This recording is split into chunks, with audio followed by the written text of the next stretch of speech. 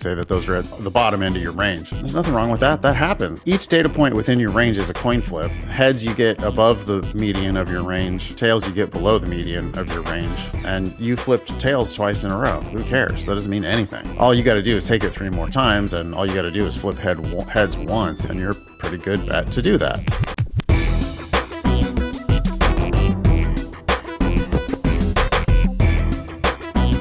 Hello and welcome to episode 560 of the Thinking LSAT podcast. I'm Nathan Fox, and with me is Ben Olson.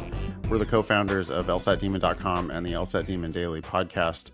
We're going to jump right into a listener email here from D, who apparently has a 166 LSAT.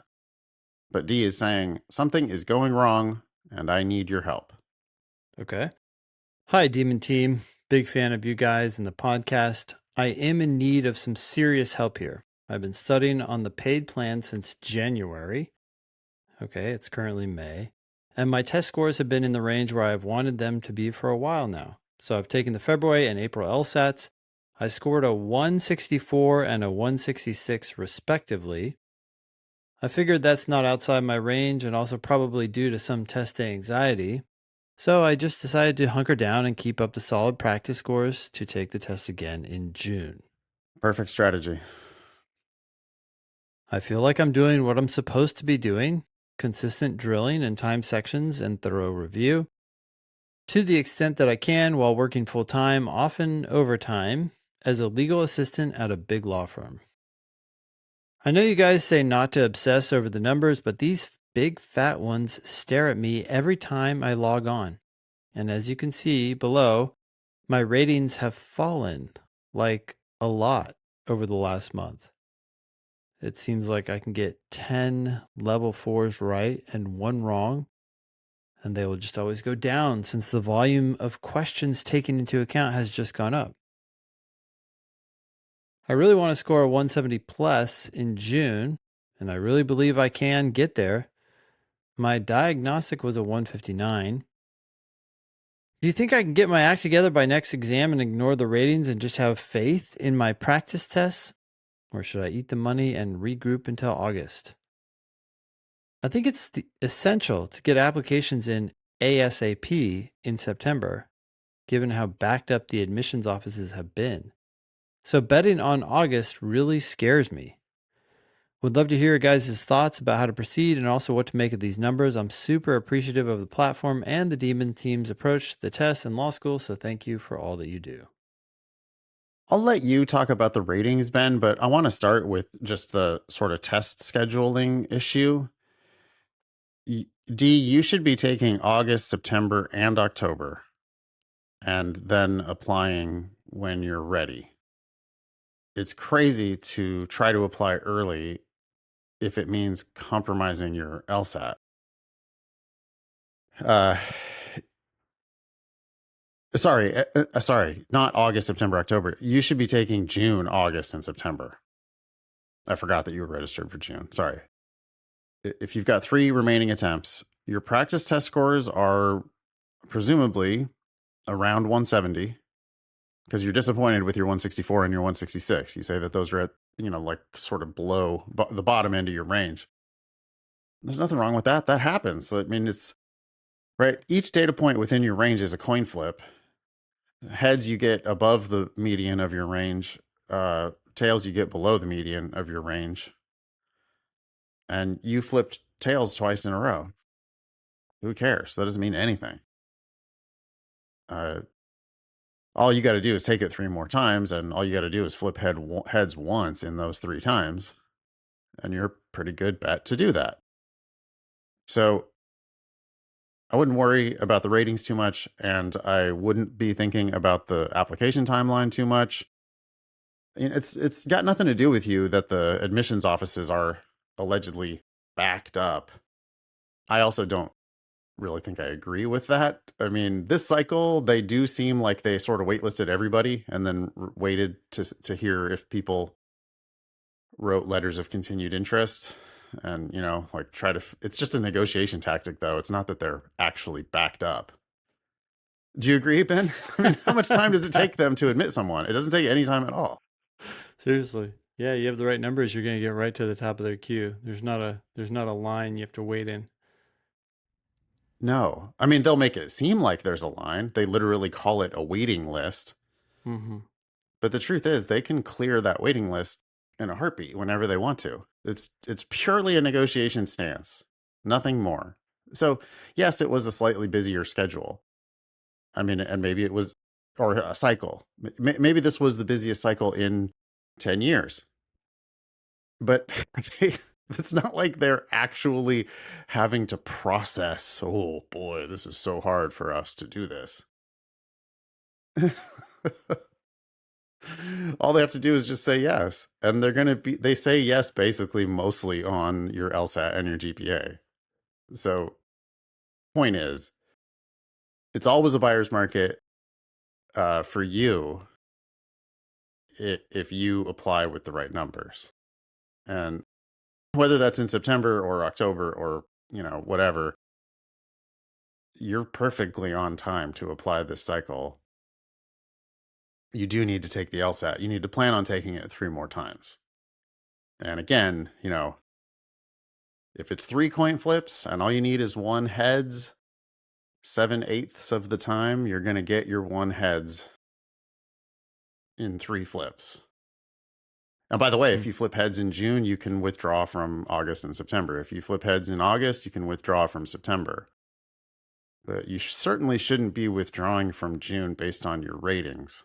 And Ben, maybe I'll let you address the ratings issue a little bit. Yeah. Bottom line, like Nate said, don't worry about them. There are some things that we fucked up. When LSAC went from a 5-point difficulty scale to 4 points, we tried to adjust the ratings by dropping them from a 100-point scale to an 80-point scale.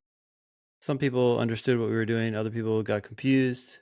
But at the same time that we did that, we introduced one bug that made it hard for some people's ratings to go up. We have fixed that bug. We are also moving back to a 100-point scale. So thank you for joining us on this fun journey. But some of your ratings drop may just be from the scale adjustment. Some of it may be from that bug.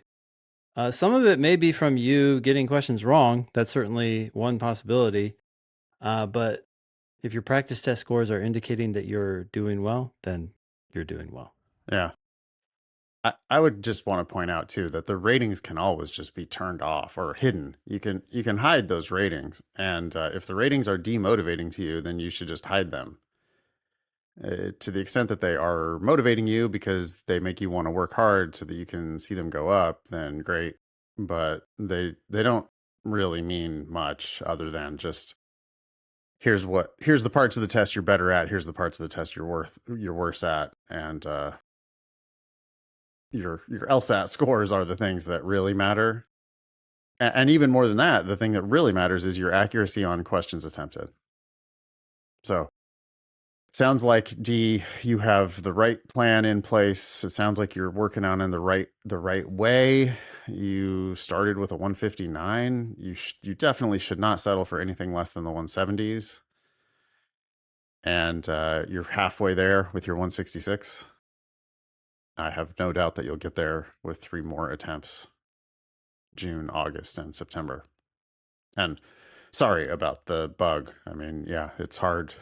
Software development is hard, especially when you have, LSAC doing things like changing from a 5-point difficulty scale to a 4-point difficulty scale with no real announcement or rationale.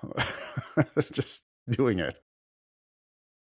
Well, it's funny. Every time we roll out a new feature, I like to think of us as trying to fix a plane that's flying. Yeah. Right? Because no one wants to stop what they're doing and change apps. They want to stay in the same app. So we just have to make sure everything gets fixed and no one notices.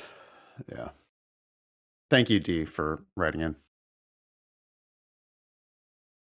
Okay, this next one is from Sarah. The subject is MC Law Fall 2026 scholarship opportunities still available. Okay, so she's forwarding us an email, I guess. Yeah, hashtag thirsty law schools. We get these reports from listeners who want to show us how desperate law schools are for applicants, even in, a busier than usual cycle, even in a once in a decade busy cycle, the bottom feeders are still feeding from the bottom. And so we have this email here. Sarah says, I thought this email from Mississippi College was interesting. They seem to be offering a scholarship offer before even applying to the school if someone fills out the form. I'm curious about your guys' thoughts on this. Yeah, let's see. We have a Okay. screenshot. Go ahead. Yeah, I'll read the beginning of this All at right. least. It says, at Mississippi College School of Law, also known as MC Law, thank you. Our 2026 incoming class is shaping up nicely, even though our incoming class is among the strongest in school history. Now, they have an extra space here for some odd reason, and then a bold. We have a few scholarships available for fall 2026. So this is going out to someone who hasn't even applied to the school. Mm-hmm. And they're claiming that they have a class among the strongest in school history. What's that mean in LSAT terms? If this was LSAT logical reasoning, what does among the strongest in school history mean? Well, it doesn't have to be the strongest one in school history. Nope. It just has to be among. And where you define that cutoff is unclear. So I would say it has to at least be in the top half, but other than that, I have no idea. That's what I was going to say. I think that you can't say among the strongest in school history if it's in the bottom half of your classes in school history. But if I think it's it's one of those true lies you could tell if you were if it was like 60th percentile. Okay. I mean, technically speaking, It's among the strongest. it's among the strongest half of classes we've ever had. Yeah. Stronger than 60% of our other classes. It's among the strongest classes we've ever had in our entire history of our school. Then what do you think about this next? I don't even know if it's a true lie. We have a few scholarships available. We have a few scholarships available. Yeah, I mean, so there's a difference on the LSAT between few and a few. So a few just means some, means I don't know how many.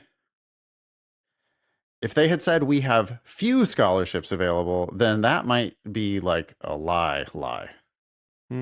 Because I think the truth is of their students getting scholarships. Yeah. What is a scholarship? A scholarship is a discount. They have unlimited ability to discount tuition. At least most schools have an unlimited. They might claim they don't, but why don't they? What are you talking about? They can invent a new dean's scholarship, blah, blah, blah, and just discount for whoever they want to discount for. When they say we have a few scholarships available for fall of 2026, they're just saying we do have some scholarships available. And I don't feel like that's a lie. How many is a few? Well, it's not 0, and it could be 1,000. I think it's definitely more than what they're suggesting. Yeah. I mean, the truth is, right, it's like you could translate this into, we have an unlimited capacity to discount our tuition. And if you're overqualified for our school, we would love to hear from you, even super, super late in the application cycle, because we're not a very high ranked school and we're desperate for people who have like a 160 LSAT. Right. I mean, I have never heard of this school before. Let's see. Okay, so it's a Christian university, they say. We're a faith-based, servant-hearted, justice-seeking, and community-driven law school. Blah, blah. We actively recruit high-caliber students to join our academically rich and diverse learning environment. Boy, there's a lot of words. It's like, written by ChatGPT, basically, right? Yep. But actively recruit high-caliber students, that's hashtag thirsty law schools. They're all out there trying to actively recruit high caliber students. Of course, yeah. And by high caliber, they mean high LSAT, high GPA. MC Law is already one of the least expensive ABA accredited private law schools in the United States. Stop. They charge $38,000. Well, they also are. Notice that they say one of the least expensive, and then they limit ABA accredited. Okay, fine, because maybe there's good reasons why people want an ABA accredited law school. Yeah, yeah. It's not what you think, by the way. Yeah, yeah. It's not the reason why you think. The only reason why you care about ABA accreditation is because it allows you to sit the bar in every state. Mm-hmm. Other than that, you don't give one shit about ABA accreditation. I promise. Yeah.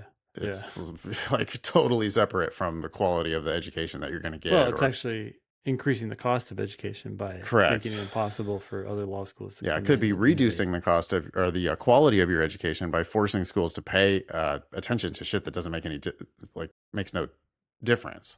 Yeah, like number of in-person classroom hours, full-time faculty. Yeah, in person. Right. But they also then throw in the word private. So wow. They one of the least of expensive yeah ABA accredited private law schools. Oh, so you're not comparing yourself to public law schools. Oh, and then that makes it make a little more sense how you could be in Mississippi, one of the cheapest places in the United States, charging $38,000 a year and still proud of how cheap you are. Right? Well, if you're only comparing yourself to private law schools, then sure. You're comparing yourself to Columbia or whatever at $88,000. Oh, yeah, this is a bargain compared to Columbia. Of course, Columbia is Columbia. But and Columbia's in New York City. Yeah. But anyway, to see if you qualify for a scholarship to attend MC Law, simply fill out this short form. Wait, you skipped over their range. Oh. Their range is interesting. At least they're honest about their range. Our merit scholarships range from $5,000 to, all caps, full tuition. That's what we've seen. Yeah. Yeah, what's the tuition roll call page look like for this place? Actually, they charge a lot of students full price. 36%. Okay. Almost double the national average. And this is Mississippi. Oh, wait, not University of Mississippi School of Law. Mississippi College. Mississippi College. Ranked 161. Yeah, okay. 10% are there on a full tuition scholarship, though. And another 26% get more than 50% off, which could include full tuition plus fees minus $1. And they can call that a more than half scholarship on their ABA 509 report. So you could be looking at 36% of the class that's there on basically a full ride. Another 28% who are paying somewhere between 51 and 100%, or 51 and 99%. And then, 36% of the class paying full price. So they are generating a decent chunk of revenue at this school. They also sent 8 of their 2024 graduates to federal clerkships, which turned out to be about 8% of that class, which sounds high, but I imagine it must swing with such small numbers. Only one went into big law. Yeah, that's interesting, actually. That's a real high ratio of federal clerkships to big law placement. Yeah. Yeah, it would be interesting to see how that changes year over year. Wait, do these forms update? Oh, they do. So last year it was 5% federal clerkships, 5% big law. Year before that, it was... we don't have that employment data going back farther, it looks like. But we do have it for the last 2 years in the Demon Scholarship Estimator. Go to lsatdemon.com/scholarships, by the way, and click on any school if you want to dig in more to the financing at that school. Okay, so the form, I guess, is just a Google form, and you just put your name, all your information, including the bottom of the form, cumulative undergraduate GPA, and highest LSAT score. And then they apparently make you scholarship offers based on that. I'm sure they tell you, oh, we'd love for you to apply, and here's the type of scholarship that we think we might be able to get you. Yep. Fill out a short form. You'll receive a tentative scholarship offer. You can then decide whether you would like to apply to attend MC Law to receive a firm scholarship commitment. MC Law is located in the capital city of Jackson, in the heart of Mississippi's legal, political, and business communities. We offer concentrations in 8 areas of legal study and have a global focus through our international programs in Cuba, France, Korea, and Mexico. Because everyone knows that Jackson, Mississippi is the heart of international law.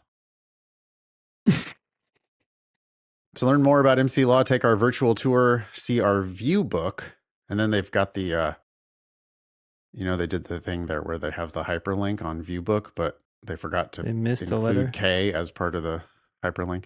And visit our website.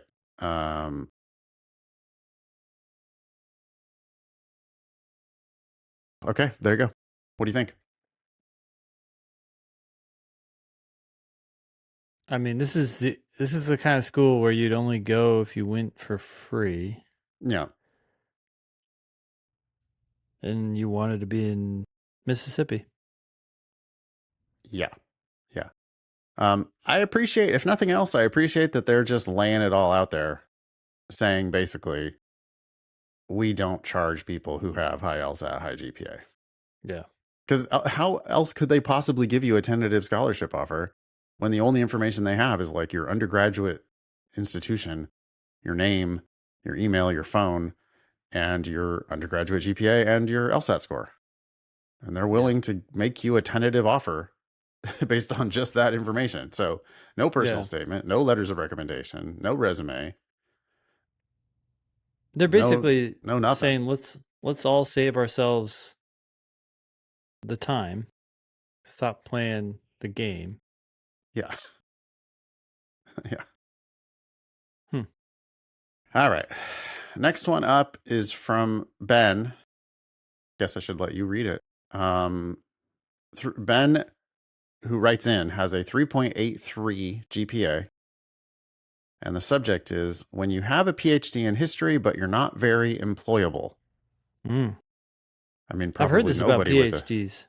Huh? Yeah. I've heard this with PhDs. Your job prospects and income often go down.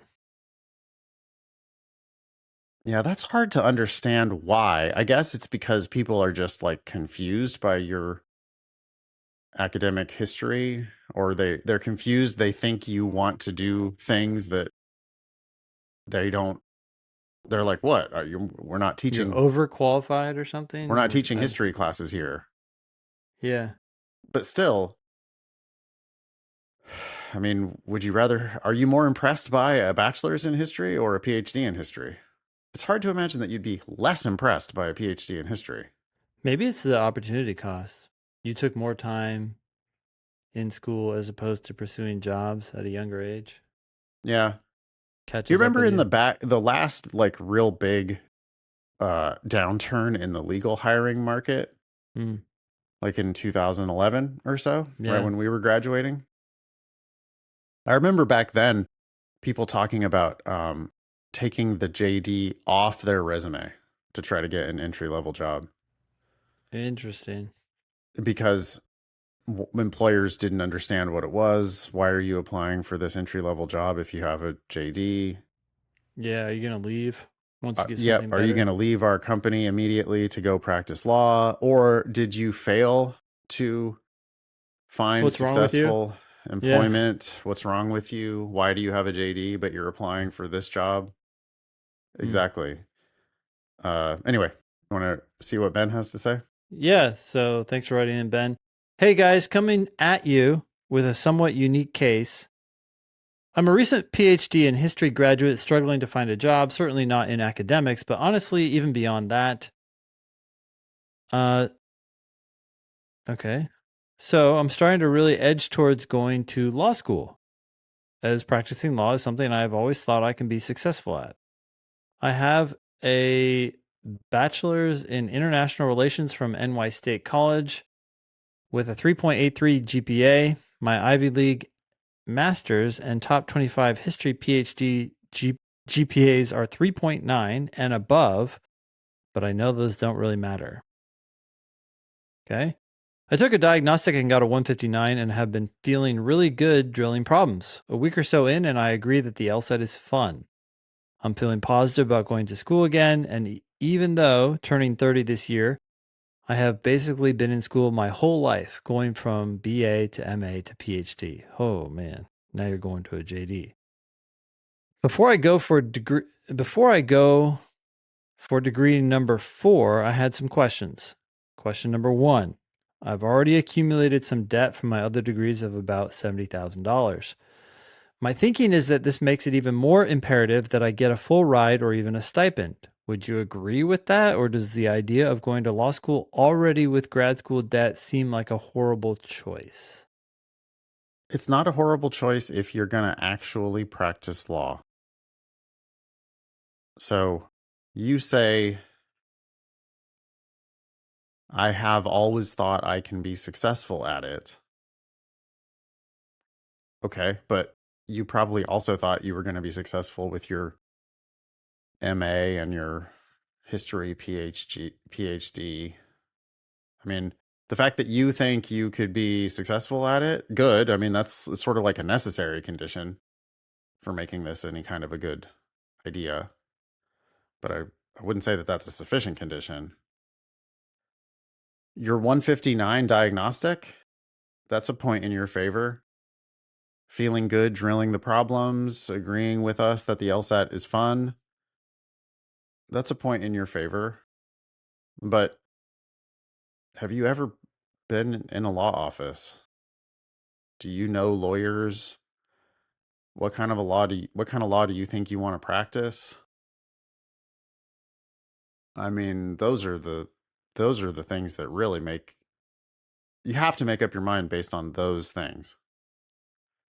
So, taking on more debt on top of your $70,000 in debt, I would say absolutely not. That's mostly just because of how thirsty law schools are, though. And, I wouldn't be mad about law school debt if they charged everybody the same price, but they don't charge everybody the same price. And I agree that you should not go if you're going to incur more debt. But that still doesn't mean you should go, even if you do get a full ride. I don't know, because I don't know how, do you have a burning desire to do what lawyers do? I think you should only go if you have a burning desire to do what lawyers do every day. I couldn't agree more. That same phrase stuck out to me. I have always thought I can be successful at law. The fact that you've thought it for a long time makes it more convincing to you, but does not have any evidentiary value in terms of, is it actually a good idea? It just Yeah. depends on, do you know attorneys? Do you know what work they do? Does that sound compelling to you? Then yeah, great. If not, do not do this. Yeah. Because most people are more like me when I went to law school, which is just like, oh, well, I'm not. I mean, because a lot about this reminds me of me. I had a BA, or I had a BS, I guess. I had a BS, then I had an MA, then I had an MBA. Then I was like 30 thinking about, oh, maybe I'll go to law school. And I shouldn't have gone, because if you would have asked me those same questions, what kind of law do you want to practice? Oh, I don't know. Maybe something related to business. Do you know any lawyers? No. I'm good Have at you the ever worked in a LSAT. law office? No. Yeah. Good at the LSAT. Yeah. Like, oh, do I have, in my own opinion, do I think I could be successful as a lawyer? Well, sure. Why not? Yeah. I'm smart. I like to talk and read and write. I'm good at those things. Good at the LSAT. But what kind of law do you want to practice? Well, I don't want to be a litigator. And I wouldn't want to do doc review. And I definitely don't want to do criminal law. Okay, well then what the hell do you want to do with this JD? And I couldn't answer the question sensibly because I didn't know any lawyers and I had no experience in law. Like not one shred of it. Hmm. And the law schools just do not, in fact, do holistic admissions. If they honestly did holistic admissions, they never would let somebody like me go to law school. They would Right? want to know how serious you are about being successful in the legal practice. Yeah. No, they would make you like actually answer questions about what kind of law, name a lawyer whose career you're trying to replicate. Mm-hmm. And if I had to answer that question in 2007, 2008, 2007, I guess, is when I was applying to law school. If I had to answer that question, name a lawyer whose career you're trying to replicate, I would have been completely at a loss. I would have named like some politician or something, I guess, just because, well, I know they have a law degree. But that's not, how's that holistic admissions? It's not. University of, or what's it called? Mississippi College School of Law is making it very explicit that not only are they not doing holistic admissions, they're straight offering scholarships to people based on LSAT and GPA. Should we read on in Ben's email? Yeah. Question number 2. I know grad degrees, especially GPAs, don't matter, but do you see any value related to admissions or jobs or skills in having this advanced academic background? Or am I really just a reflection of my 21-year-old self? Are there actually disadvantages you could see?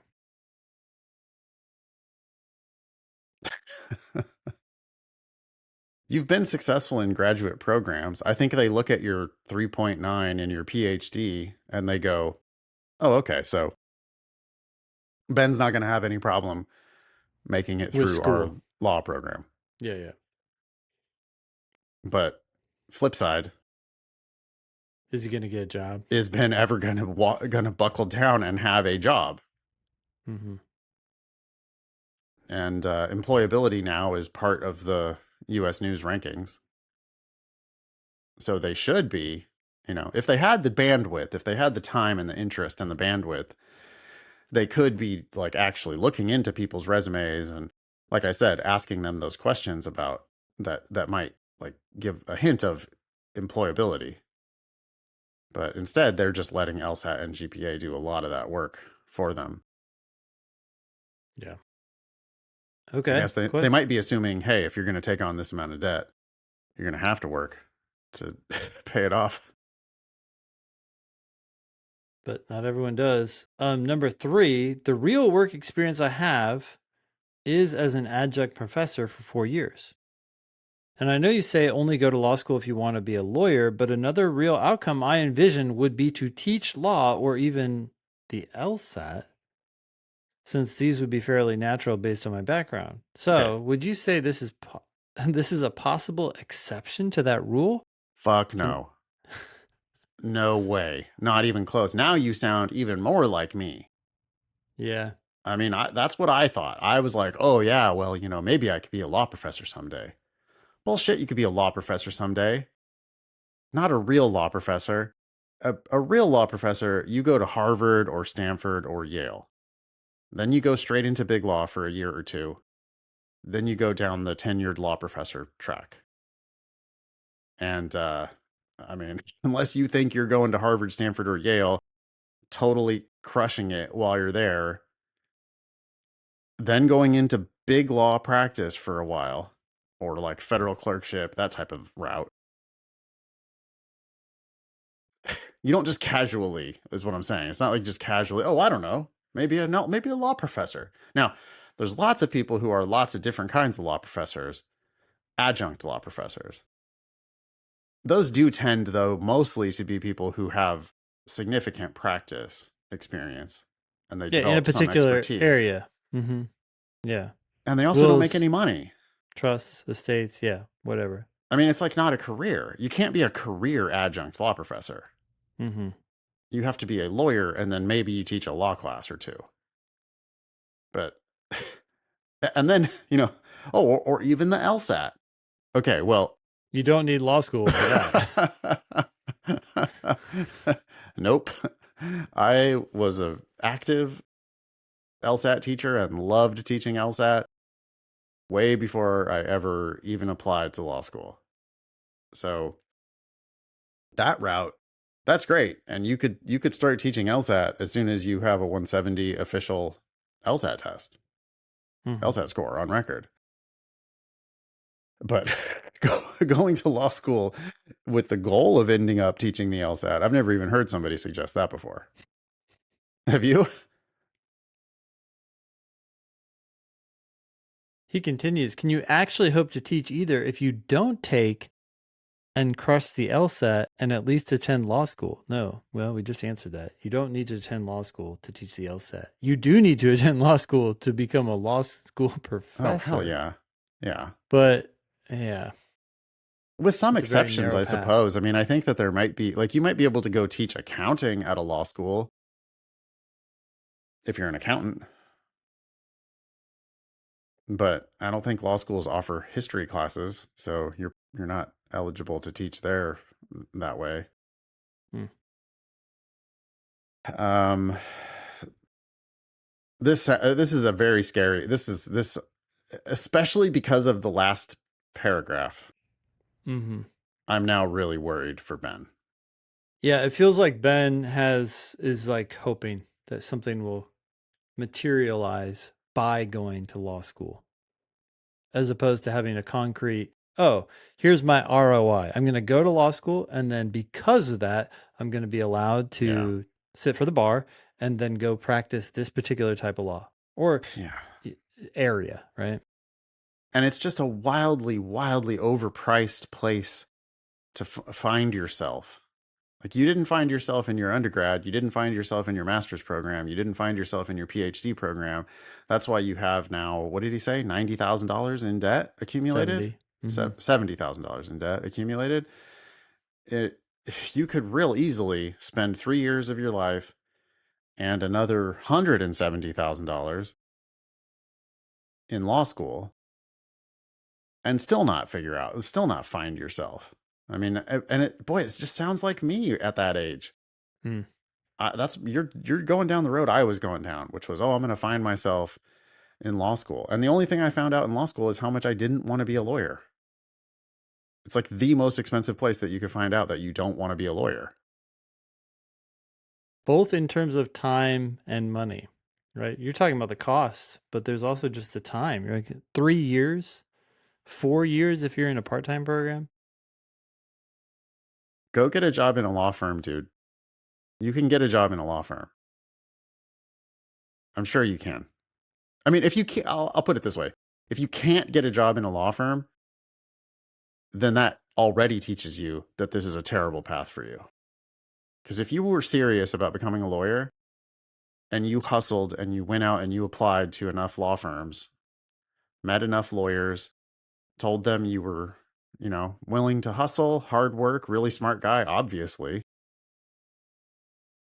I want to come to work for you in your law firm and be some kind of a legal assistant.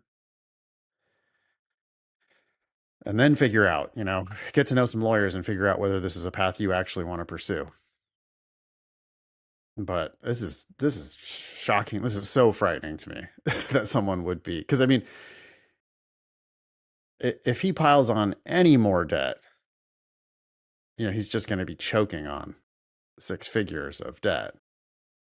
And even if he doesn't pile on any more debt, it's just 3 more years of wasted time on these academic,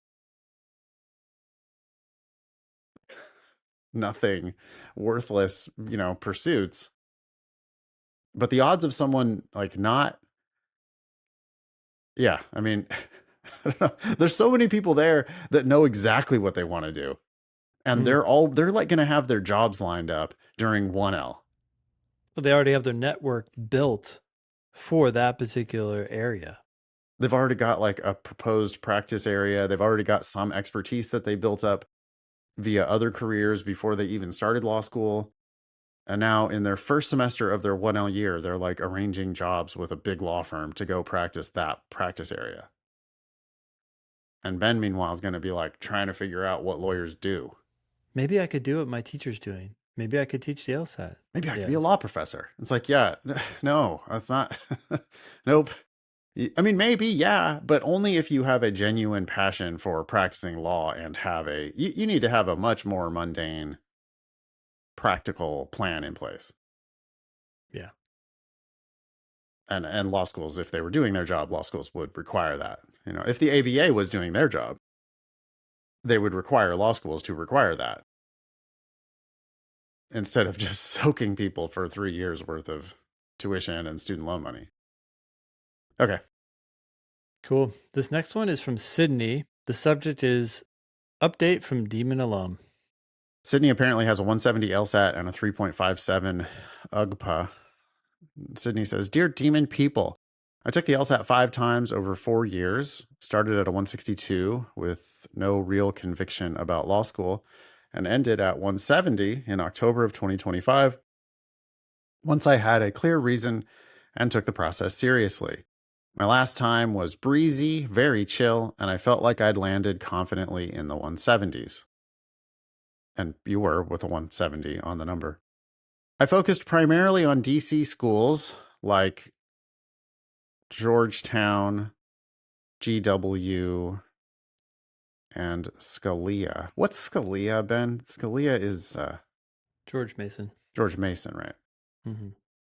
And applied broadly to 15 schools, including several T14s. I'm already a little worried. Hmm. You see what I'm worried about? I mean, 3.57 and a 170 is not T14 numbers. Not that you shouldn't apply to some of those schools. Shoot your shot. But you're going to have to apply broadly by applying downstream. Right. And I'm worried that too many of those applications went into schools where 3.57 and 170 just doesn't impress them. Yeah, it's an immediate no. I mean, maybe that's not the case at, like, what's GW 168, 3.86. So you're a splitter at GW. George Mason 169, 3.93. So you're a splitter at George Mason. I think you need to be applying to some schools that are ranked, 50th or 75th in the country. Yeah. To see the kinds of like reasonable prices that somebody with a 3.57 UGPA is going to have to pay. Yeah. Anyways, results wise, Sydney says, I was admitted to GW and 2 others in the top 30, waitlisted at many other schools. I'm committed to GW and going with a $105,000 scholarship, which, I mean, real quick, we got to look at what you're going to actually pay. GW nominal tuition and fees is $75,400. Oh my God. So let's call it 225. That's rounding down. 225 for 3 years. So your $105,000 scholarship leaves you $120,000 in debt. Oof. And that's before interest or living expenses. Yeah. Oh. $120,000. Yeah. So you're paying $40,000 a year. That's more than the Mississippi College nominal tuition that we talked about earlier. Sydney goes on. With this, I will have no debt from undergrad or law school based on savings and what I expect on average to make through associate positions and grant programs. Ugh. The point is, Sydney has $50 or $75 or $100,000 saved up and is about to hand this over to GW. I don't think it's worth it. I don't think it's worth it either. What are you going to get from The GW same that you, education from someone that's going to pay you possibly to attend. the same ability to sit the bar in what, Virginia? Is GW in Virginia? Or is it GW is in, in DC so where proper. do you get to sit the bar? At the DC bar? I don't know. I mean, I went to GW and I took the bar in Virginia In because that Virginia. was Yeah. Okay. So there yeah must be a bunch of states, right? In that area that if you go to school in DC, you can sit the bar in probably several states in that yeah area. yeah But there's several schools. There's so many schools. What are there, 10 schools in the DC area? yeah. I don't know how many there are, but I think it's 7 if you include UVA. But Uh,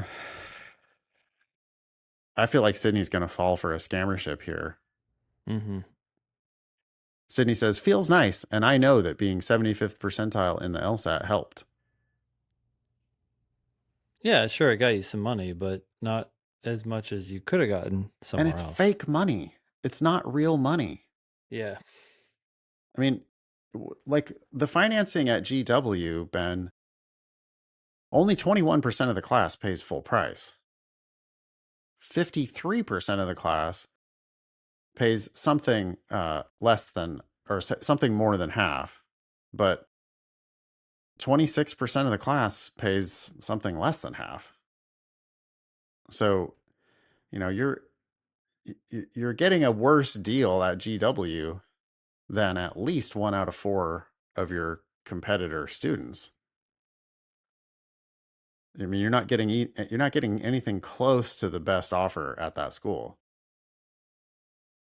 It just feels like you're paying too much. Dude, I'm looking at the employment outcomes at GW. Right, they have good, they're decent. I don't know if it's good, but it's not, yeah, it's decent big law placement. 29% of the class is going into big law. Another 3% is going into federal clerkships. But what scares me here is that 3% of the class is unemployed. Now, that might sound like a small number to folks who are listening, but I suspect that most of that 3% is coming from the bottom of the class. Mm-hmm. And if you're coming from the bottom 21% of the class, that means you just paid $225,000 to become unemployed.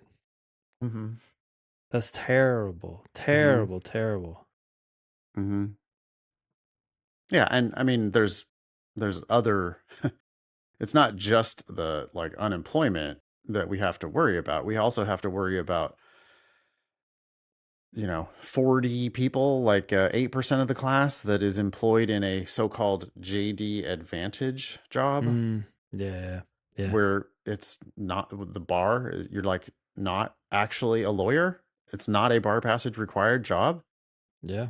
You didn't need There's this education to do there's this job. 17 out of 500. So a couple percent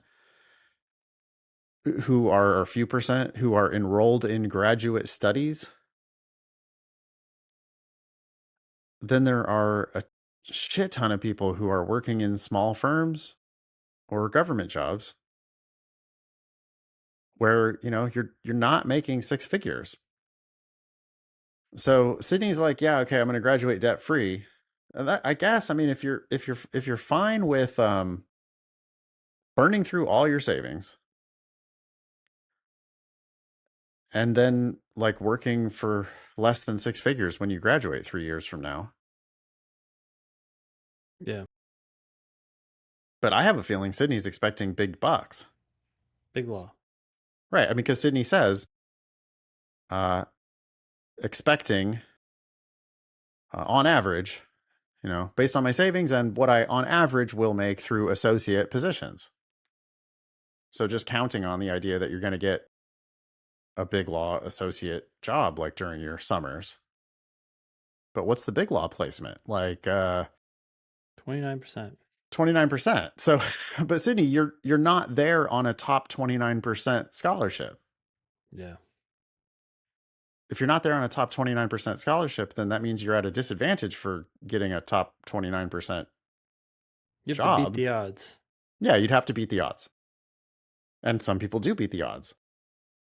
But man, Can you imagine how hard those scholarship kids are going to be working? They're going to be working hard too to secure their jobs because they're competing with other students at other schools, Oh, they're going not to just be you. busting ass. Like, and these are people who have better undergraduate grades than you do, better LSAT than you have, and they're going to be busting their ass, just like you will, to try to get these associate positions. I mean, did you get paid during your summers, Ben? No, actually, neither. Because one summer I clerked at the DOJ, which is a great job, but you don't get paid to do government work. I mean, when I was in law school, hardly anybody was even getting paid during their summers Yeah. because that changes rapidly. You know, lately, big law has been back in the schools, like recruiting and trying to pay people during their summers, but they're still not recruiting 100% of the class, Oh, definitely not. especially not. I mean, GW is just not that good of a school. It's funny because people think like, oh, so I'm not quite Georgetown material. So then I'll do the next best thing. But if you're not in the elite schools going for elite positions, why wouldn't you just go not just debt free, but don't eat up your savings? I mean, why would you pay tuition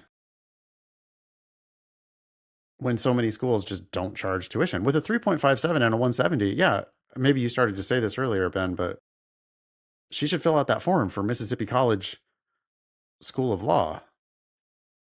You know, maybe they'll roll out the red carpet. Yeah. They didn't offer stipends at that school, but there are plenty of schools that are not in Mississippi. They're in places that you'd probably like to end up and do offer stipends, especially for people with 170. And then don't hand over your life savings for a GW degree. Yeah, it's scary. Oh boy. Sydney continues. I was rejected at Georgetown this cycle after being waitlisted last cycle with a weaker application and lower LSAT. My read is that last cycle I looked like someone who might pay full freight, and this cycle I looked like someone without options.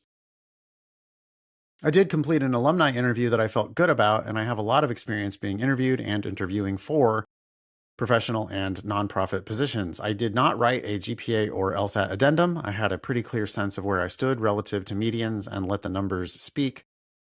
The biggest value add for me wasn't just the platform, it was the people. Having a group of sharp, motivated, collaborative folks to trade edits with and sanity check decisions made a real difference. It raised the level of everything. I even got to spend time in DC with one of the groups, which made the whole process feel more real. We're all heading in different directions, but it's a real advantage going into 1L with a network like this already in place. I'm genuinely excited for what's next. Law school is demanding and strange in all the right ways, and I'm looking forward to it. I appreciate everyone here who made the process go smoothly. My message to demons still making their way through it all is this. Whether in school, work, or law practice, be serious and courageous. Leave no stone unturned and make no mistake unreviewed. It's not a marathon, it's a sprint. Talk to a law student, talk to a practicing lawyer. You really don't have to go to law school to do a lot of things that you'd think you'd have to go to law school for. Have a good reason why. Best, Sydney.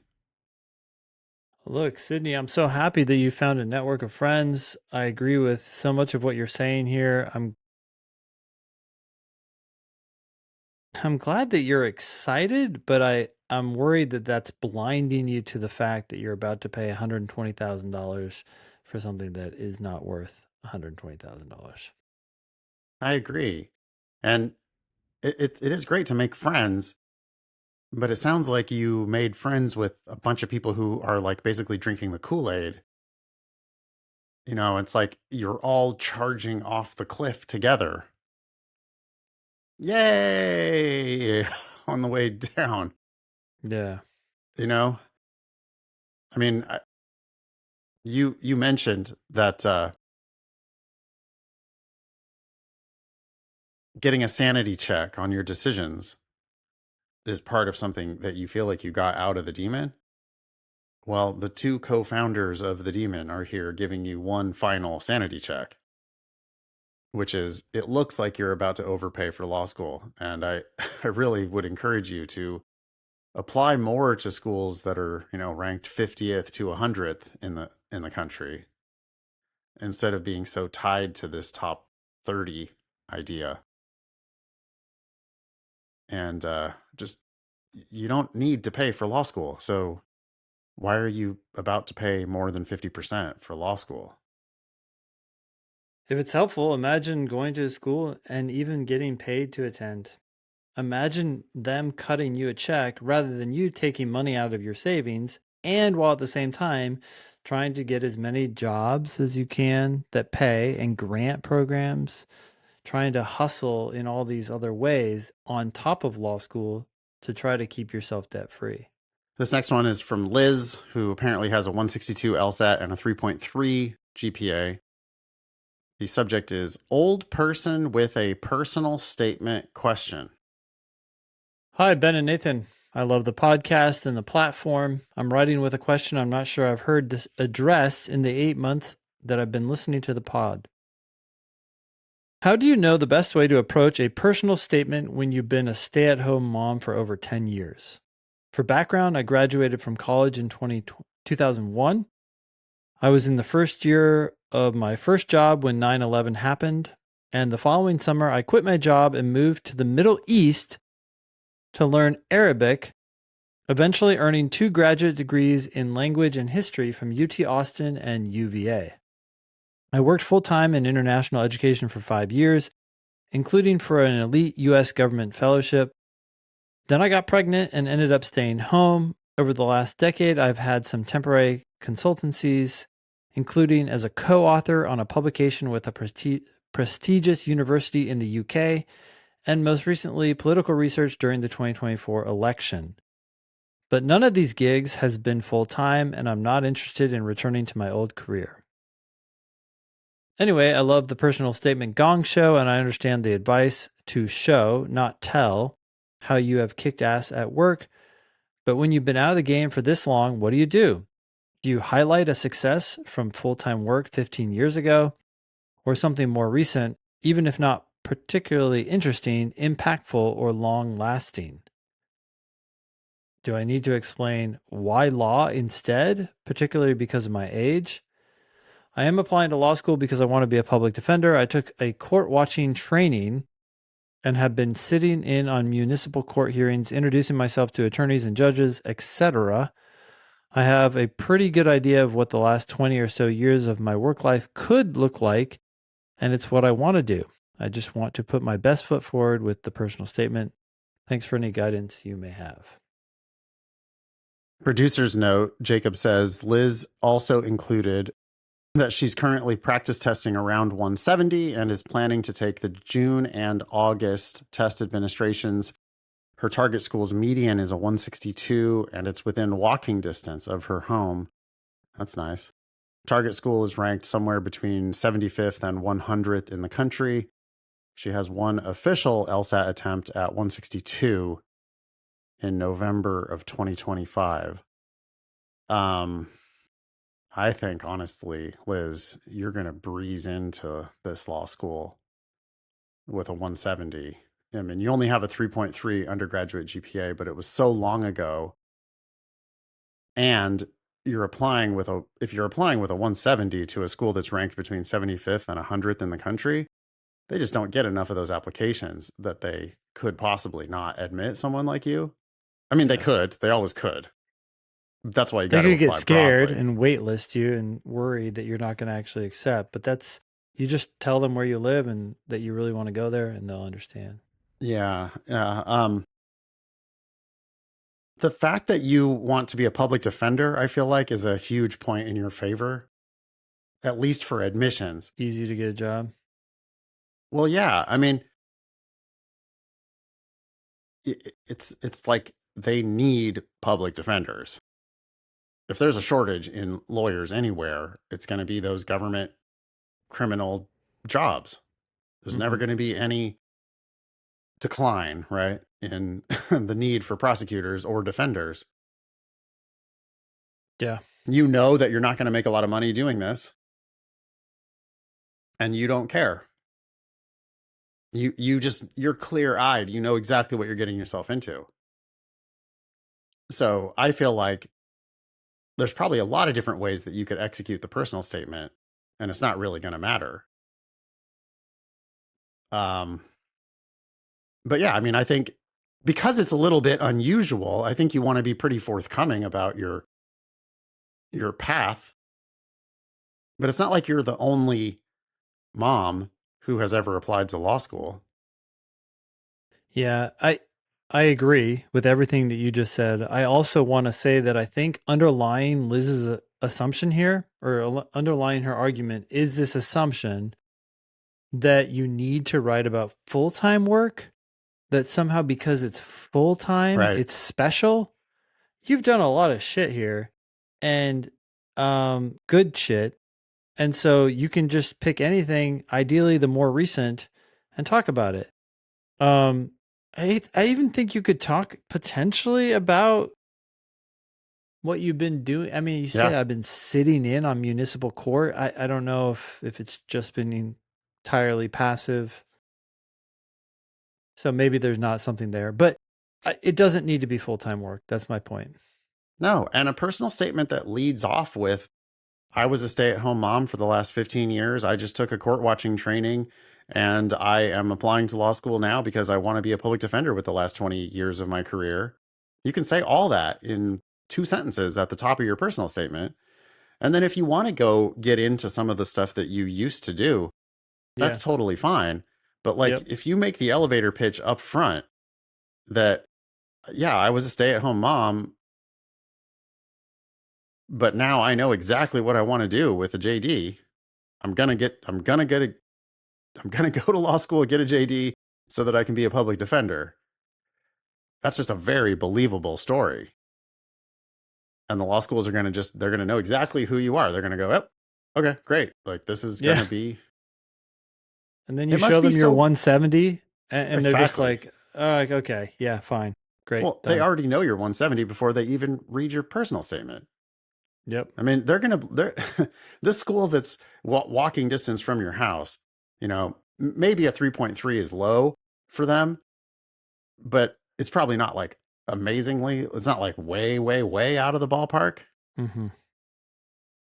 I mean, you're going to be a splitter, but Yeah. 170, they're going to be like, oh shit, we don't get very many of those. Mm-hmm. Our median is more like 160. So they're going to know that Liz has horsepower that many of their students don't have. And then they read your personal statement, and you've also got a very clear path to a job. It's got to be so refreshing. Don't you think, Ben, for law schools, when they're worried about their future employability of their applicants? Yeah. And you've got people like, sorry, not trying to dunk on Ben from earlier in the show, but compare Sydney's case compare Liz's case for law school to Ben's case for law school, where Ben's just like so clearly trying to find himself. Mm-hmm.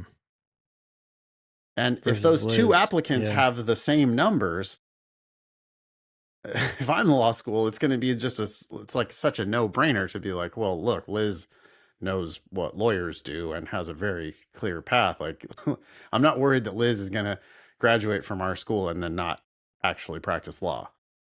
Well, precisely because of Liz's past experience, it's clear that she's not trying to discover herself. Right. Yeah.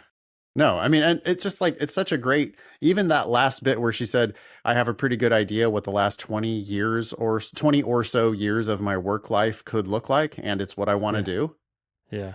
It's like the law schools are going to go, great. You know exactly what you're getting yourself into. This is a pretty mundane, very common legal career. You're not going to make 6 figures probably, but you don't care about the money apparently. You're just wanting to go do good work in the public defender's office for 20 or so years until you retire. fantastic. I don't think you should try to hide the ball on that at all. Yeah. If you want to highlight some of your achievements from some of the prestigious stuff that you did, decades ago, I think that's fine. But I'd probably lead it off with just like, here's who I am, here's what I'm all about in like the first paragraph. That's an advantage that Liz has. Most people just don't have that. Yeah. Right? Most kids applying to law school have really no plan at all. And especially because schools are so worried about their employment numbers, they gotta just love a case like this. Well, look at this though. Kids can quickly acquire key elements of what Liz has by sitting in on municipal court hearings, Yeah. introducing themselves to attorneys Totally. and judges, etc. Like you could do that this coming Monday. Just be like, okay, the court's open for business. Let me shout out Michael Friedman. I mean, that came from him. That's a buddy of mine from law school who was on a couple of previous episodes of Thinking LSAT. But he's a white collar defense lawyer in LA, and he's totally legit. And his advice was like, go to court, go sit. That's what Liz did. Yeah. Liz did a court. I mean, you don't have to do a court watching training or whatever. Yeah. But court is open in your municipality. Yeah. I mean, you might have to go to the county seat or whatever, but you can go to the courthouse Monday through Friday, and you could go you could watch actual lawyers. Yep. It's like, oh, I want to make the sausage. Have you ever been in a sausage factory before? Nope. I just want to make sausage. That sounds fun. Okay. Well, why don't you go to the sausage factory? Yeah. And look, if you bounce hard out of there, you're just like, no way. Then great. Which most people would in the sausage factory, right? They get in there and they're like, oh, whoa, that's what you're doing? I don't want to do that. And that's totally fine. But, that's like, if you go watch some proceedings and you don't like what they're doing in there, if it looks boring to you, then that's like a tell. It's a little bit of a sign that maybe this isn't for you. And that's, we should have given that advice even when we were talking to Ben earlier. I'm glad you remembered. But like, Ben, before you do any of this stuff, you need to go to the courthouse and start meeting some folks. You ready to do an LSAT question? Let's do it. I'll read this LSAT logical reasoning question to you. And I'll stop at the punctuation to let you react. Okay. You want me to stop at all the punctuation, or you want me to stop just at the periods? No, you can stop at any punctuation. I usually do. Yeah, because frequently the sentences that we're going to unpack on LSAT logical reasoning arguments and reading comprehension passages too have many ideas crammed into one sentence. Yeah. On LSAT logical reasoning, you frequently see two premises or a premise and a conclusion, including maybe the main conclusion of the argument, all in one sentence. A concession, a conclusion, and then a premise. And all a premise. In one sentence. All in one sentence. Yeah. So we're not actually like, I don't know. I find it kind of meaningless, the phrase reading for structure. But we are, if we're reading an LSAT logical reasoning passage, we definitely are looking out for, hey, are you making an argument here? Do you have some evidence which we're supposed to accept as fact? And are you interpreting that evidence into some kind of a conclusion? If you're doing that, we're always going to try to argue with the interpretations of your facts or the conclusion that you're trying to reach from your facts. Yeah. So to the extent that reading for structure means anything at all, that's what it means to me is, dude, are you trying to make a conclusion here? Because I'll give you facts, but I won't give you interpretations of facts. So let's see what that looks like in practice. Okay. To combat the increasing rat population in New York City, comma. Interesting. Okay. So we're obviously going to hear more very soon, but what this is telling me so far is that New York City has a rat problem and somebody's trying to fix that. Yep. Yeah. And I'm picturing New York City. Yeah. I'm picturing Dirty rats in street New York City. with rats running around. Sure. Yeah. Greatest city in the world. I mean, I'm a West Coast guy, but boy, do I love New York City. I think you do too, Ben. Love New York City. I don't know if I love it as much as you do, but yeah, it's a fun city. Love it. It's great. I mean, it's awesome. But now I'm picturing, some of the dirtier aspects of New York City. Yeah. And I have seen rats running around on the streets. All right. Yep. To combat the increasing rat population in New York City, a consulting firm recommended installing trash bins throughout high traffic areas. Okay, so we're jumping right into their recommendation. They're saying let's put more trash bins throughout the cities, particularly in places where people are going to a lot. Mm-hmm.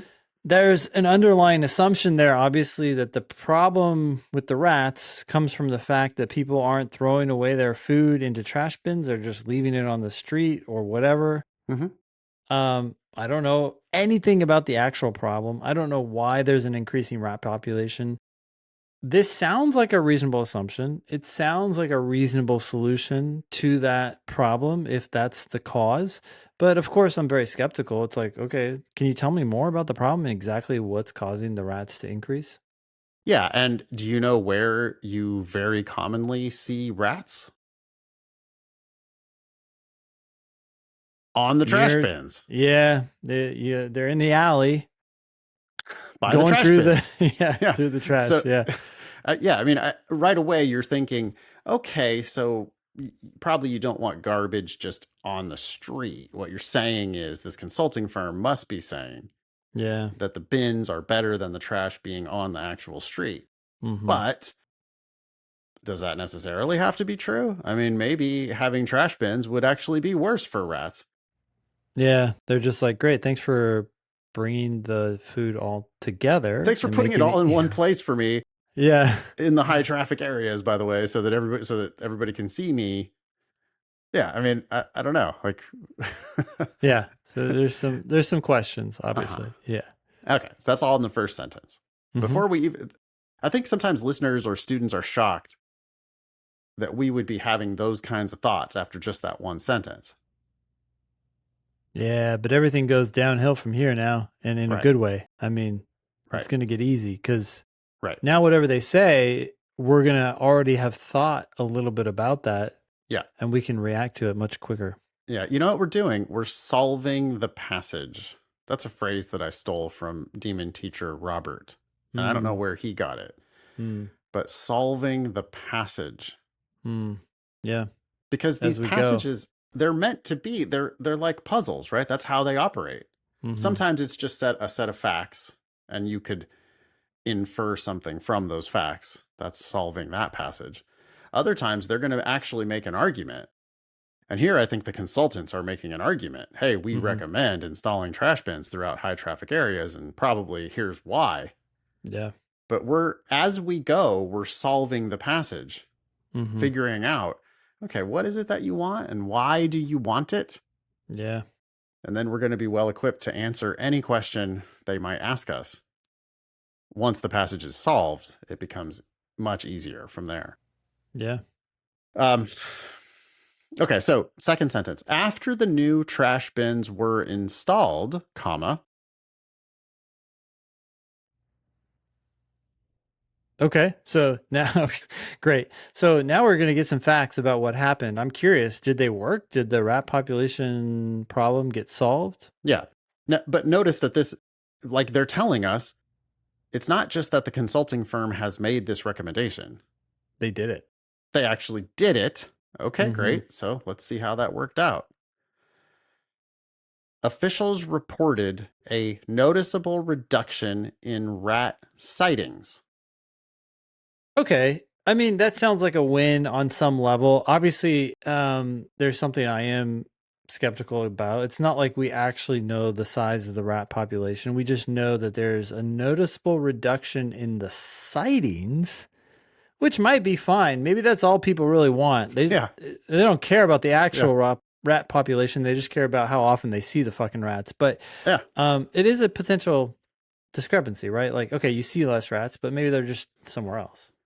Sure. And maybe, but again, maybe that's all you want, right? Maybe the PETA folk are like, oh, great. Sure. You don't like the rats. You've moved the rats to somewhere else. You don't have to see them anymore. But thankfully, you didn't kill the rats. You know? Yeah.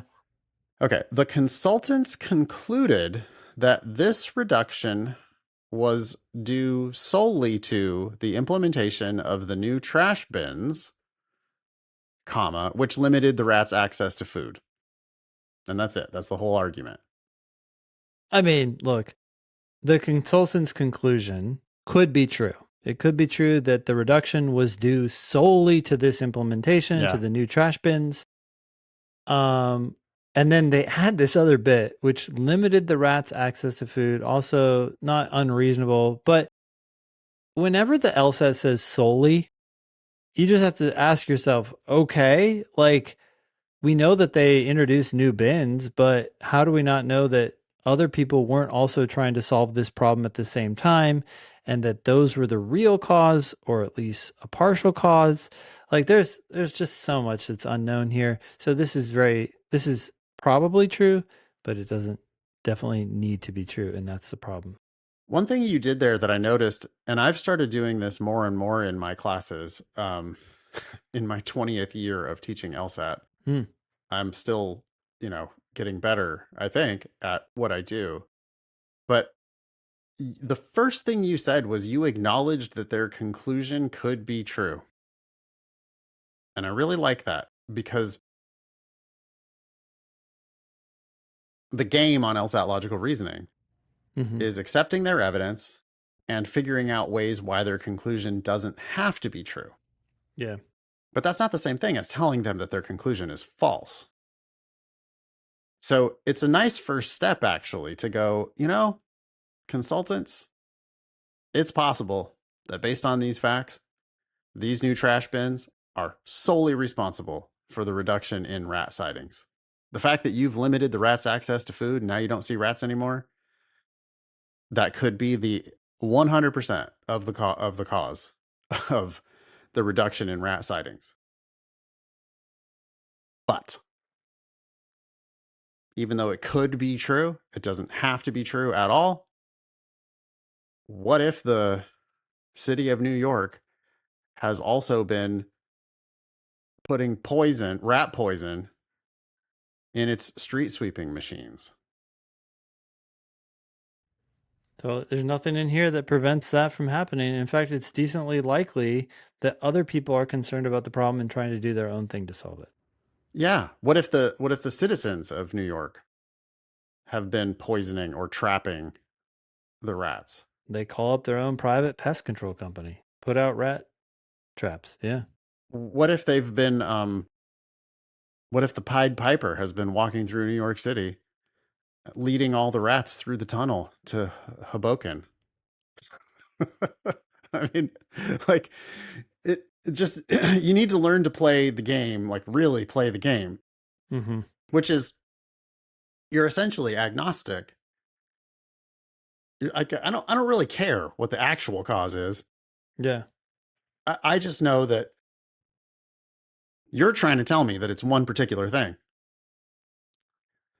And it could be that thing, but it doesn't have to be that thing. And let me tell you why it doesn't have to be that thing, because what about this? What about that? What about this other thing? Do you feel like the passage is now solved? I do.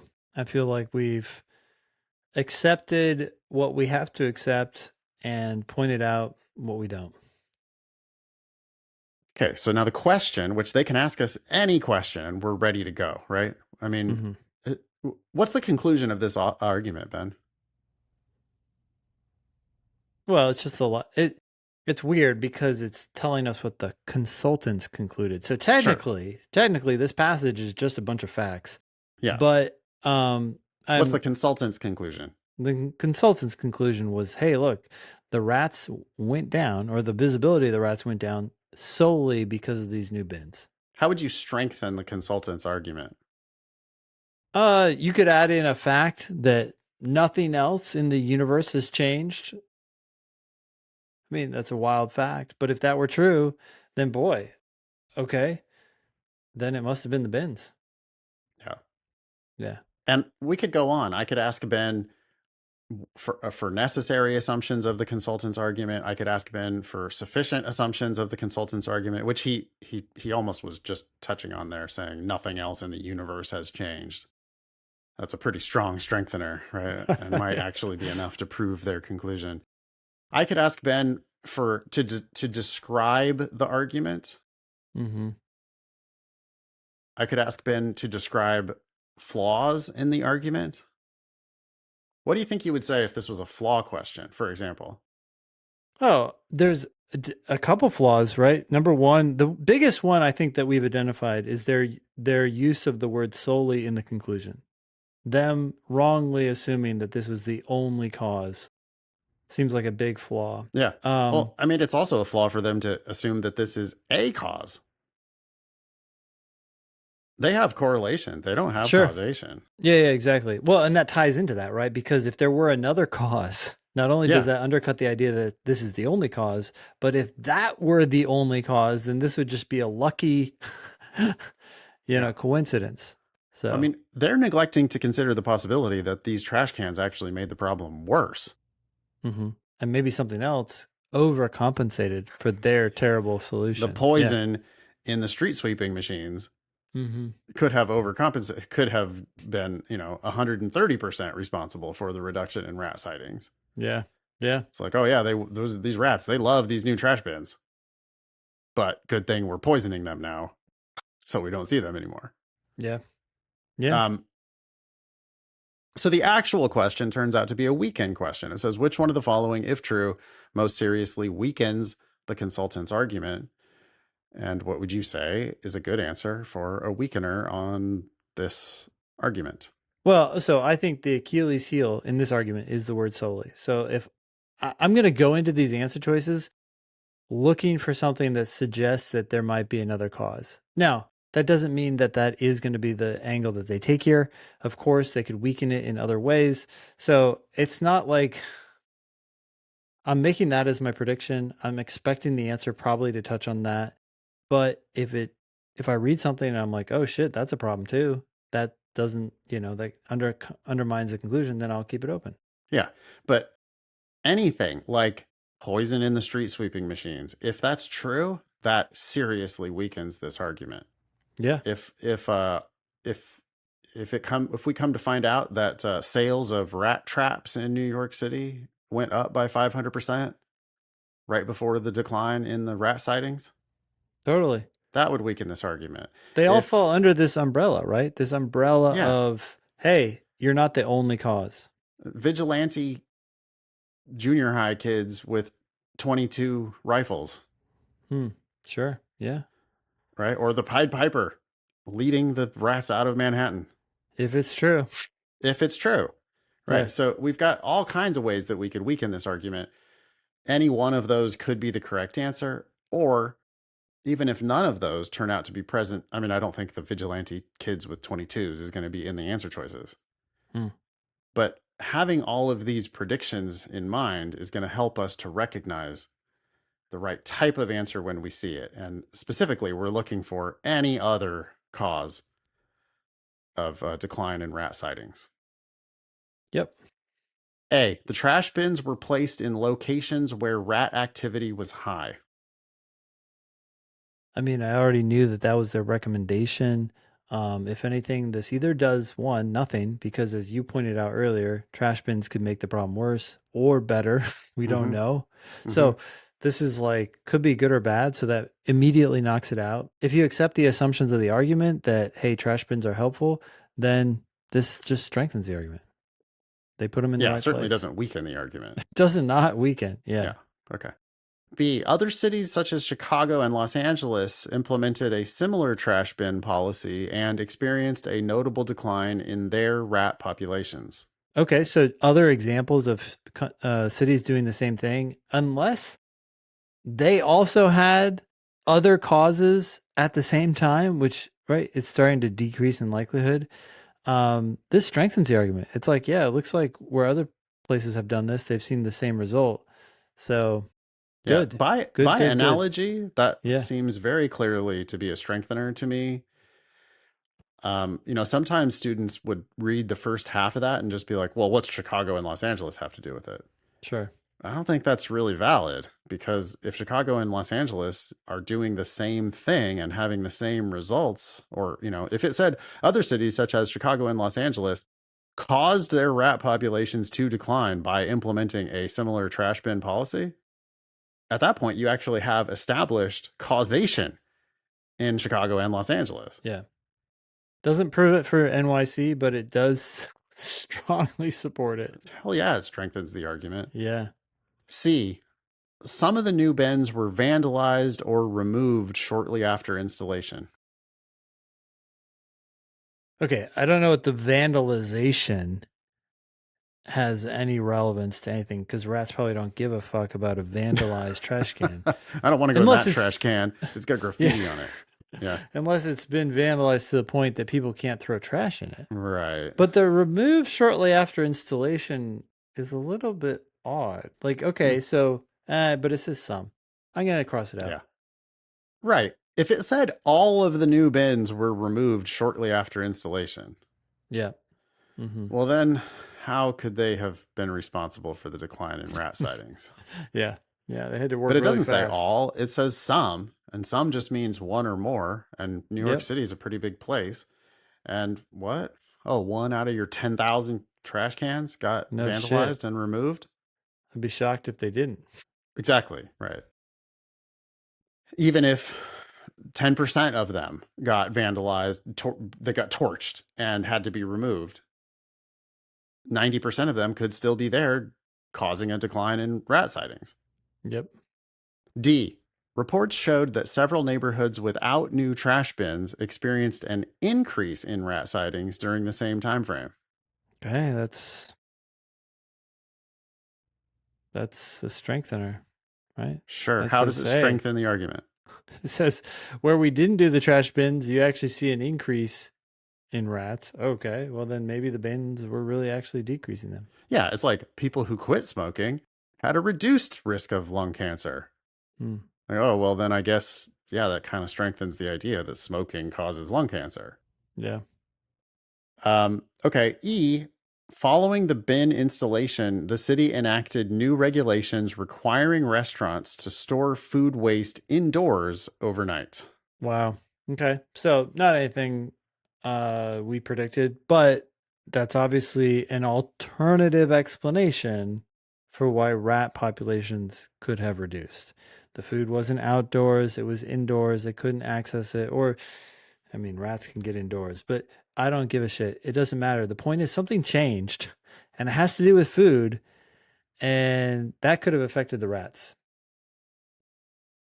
I think it's an illustration of why it's a good idea to have a couple predictions instead of just one, especially if you're trying to like counter a correlation, therefore causation argument like this one.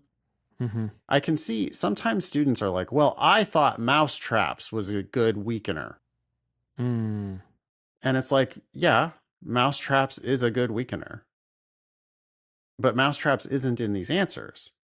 yeah, it could be, but you don't know until you read And, them. and I think if you're doing this right, you don't stop at mouse traps. You also think about poison in the street sweeping machines, or vigilante junior high kids with 22s, or the Pied Piper, or, and you've got like a bunch of, even if they're kind of wild ideas, demon teacher Matt, head demon teacher Matt Dumont likes to talk about aliens and Mm, space wizards and stuff.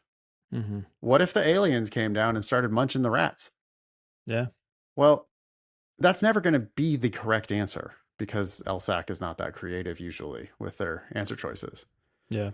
But if you can think that creatively, right? If you can think that far outside the box, like, well, what if space wizards are responsible? Then that might help you to see a more practical answer like E. and see how that weekends. It's like, well, all we're really talking about here is any outside cause. Mm-hmm. And if that's true, that the restaurants are now at the same time being forced to store their food waste indoors, that has nothing to do with the trash bins outside. Yeah. But that could be responsible, at least partially responsible, for the decline in rat sightings. Great. Nice. Most commonly chosen answers, wrong answers there are C and D, but it's only about 5% of people. So we probably did a good enough job, I think, debunking those. Cool. I don't like to spend too much time on these segments, but Agreed. the University of Texas School of Law has most recently been ranked 16th in the U.S. News and World Report, outside of the fabled T14, which we're not going to talk about anymore as much as we can avoid it. Yeah. So does Texas law now suck, Ben? What's the deal, Ben? What's the deal with University of Texas law? Yeah, let's take a look. So they're 16th, right? Texas apparently requires 65% of all 1L classes to be Texas residents. I did not know that. Huh. This may force Texas to fight over more qualified applicants in a smaller pool than other law schools nationally.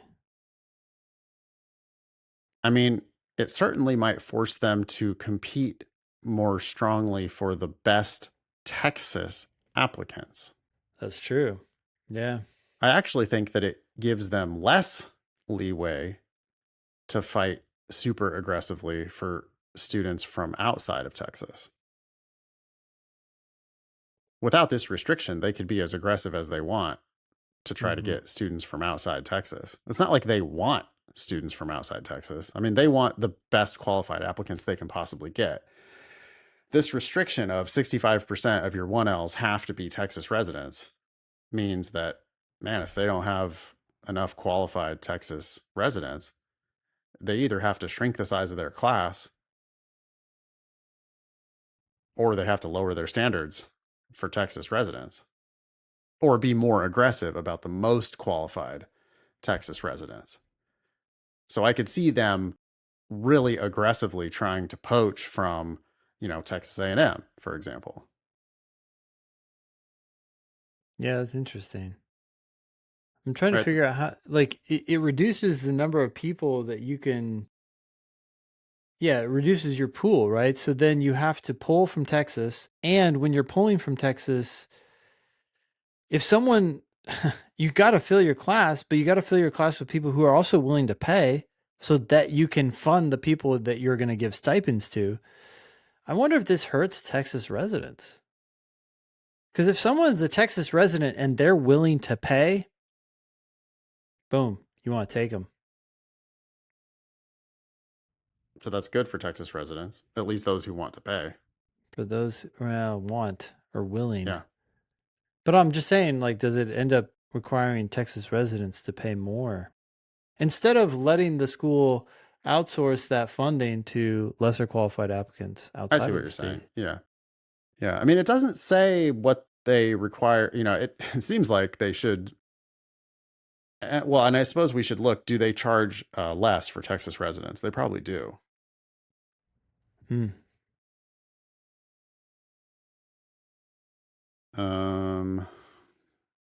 Take a look at the 509 report. Yeah, Texas residents pay $38,236, no fees. Non-residents pay $56,822. So, 65% of the class can only be charged $38,236. Yeah. The other 35% of the class, they can charge them as much as they want. Mm-hmm. Well, they're trying to charge them $56,822. Yeah. I wonder how they distribute. I wonder how they end up distributing their scholarships.